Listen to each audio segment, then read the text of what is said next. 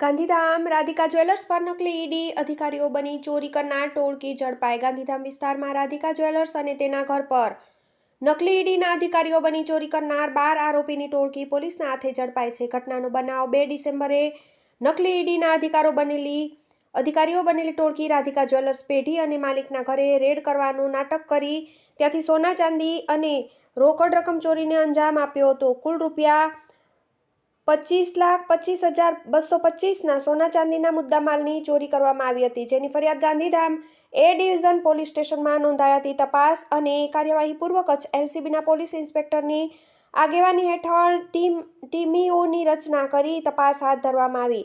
Technical surveillance, CCTV footage અને માનવ સૂત્રોના આધારે આરોપીઓની ઓળખ કરવામાં આવી। પોલીસની અલગ અલગ ટીમોએ ગાંધીધામ, ભુજ અને અમદાવાદમાં તપાસ હાથ ધરી। ઝડપાયેલી માહિતી ગુનામાં સંડોવાયેલા 12 આરોપીઓમાં એક મહિલા પણ સામેલ હતી। ટોળકીએ નકલી ઈડીની ટીમ બની ગુનાને અંજામ આપ્યો હતો। એક આરોપીનો ગુનાહિત ઇતિહાસ બહાર આવ્યો છે। કબજાનો મુદ્દામાલ પોલીસે આ કેસમાં કુલ રૂપિયા 45.82 લાખનો મુદ્દામાલ કબજે કર્યો છે।